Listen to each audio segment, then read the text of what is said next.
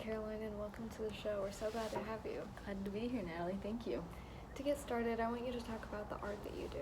For the most part, I draw political cartoons. This is my favorite kind of drawing because you don't have to be very precise and it acts as a stress reliever for me.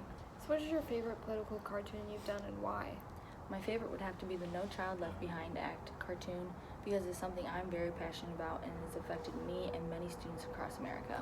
What is the No Child Left Behind Act? This act was enacted under Bush's presidency to get all the children in America to 100% proficiency in reading and math by 2014. The bill cuts fundings to schools who don't meet the annual yearly progress, which is an improvement in standardized test scores each year. My school district has met the AYP every year, but last year ACT scores decreased slightly and my district lost funding. This is happening to many schools across America. Interesting. So what is your process for developing your cartoons, and how did you apply that to the No Child Left Behind cartoon? I did artistic research, but also used my many years of drawing cartoons and my knowledge of that. Next, I decided to use caricatures. I depicted Obama as happy and not worried about the problem the NCLB was creating, and Bush was shown as a dunce, someone who does not understand what's going on. Next, labeling images is key to letting your audience know who and what is being discussed. Placing an Obama pin and No Child Left Behind on the chalkboard lets the viewer know the topic at hand. Something that goes hand in hand with labeling is visual design. Visual design is important in this case to show that most people were left behind, and Obama and the children was confused as well as Bush, who wasn't exactly aware of his decision.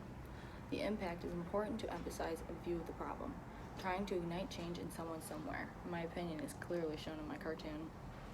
Now that we know how you create your political cartoons, would you say writing is involved and the processes you use could be applied to writing?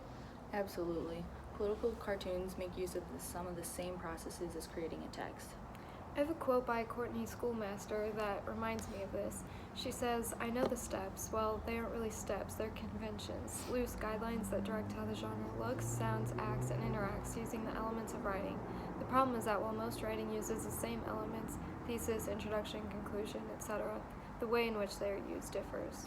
I agree. Every genre has an audience, form, purpose, and topic, as well as conventions that establish how those features should work together effectively.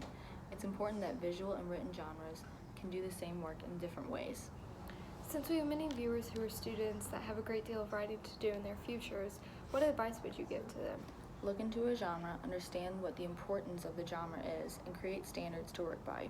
And it's always beneficial to do some research to help build a routine. Great advice. Well, that's all the time we have for today. Thank you for coming on the podcast and answering my questions. Thank you for having me.